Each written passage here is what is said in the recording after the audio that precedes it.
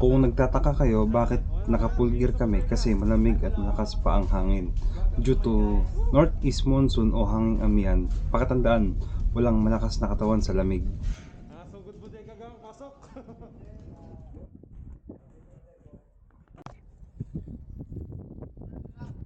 Ito ang entrada papunta sa bodega.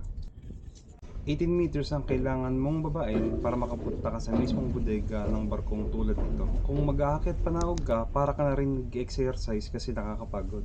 Ito ang bodega o cargo hold sa ganitong barko.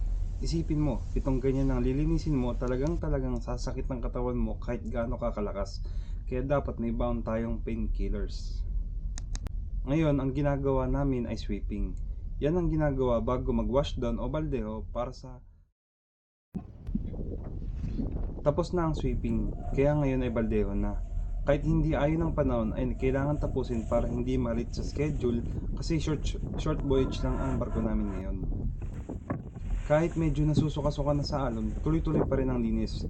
Aayon din ang panahon sa atin. Kaya mga madam at sir, huwag kayong magtaka kung bakit may kalakihan ang sahod ng mga seaways workers. Kailangan din kasi dito na buo ang loob ng taong gustong pumasok sa ganitong uri ng trabaho. Risky ang ganitong trabaho at isa yun sa mga kasamang binabayaran. Hindi available agad-agad ang medical assistance pag nasa gitna ka ng laot. Kaya dapat, safety is the first priority. Sasampa ka ng buo at uuwi ka ng buo. Yun ang mga katagan na sinasabi ng opisina sa mga pasampang marino. May mga asawa, anak at mahal sa buhay na naghihintay. Laging pinag-pray ng mga marino ang pag-uwi nila.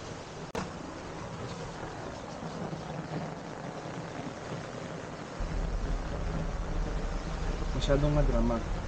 Yan si Boso number 1 at si AB at si Cadet.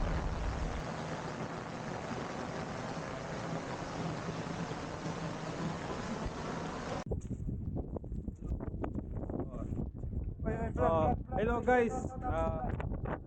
Alas 6 ng umaga ngayon dito sa umaga.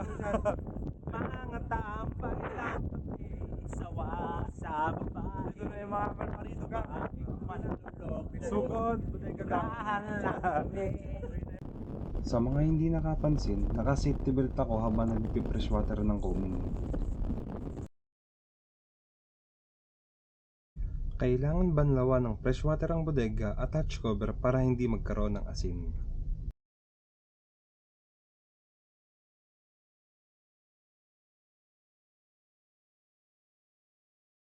Ngayon pinturan naman kahit ang ikakarga namin ay coal.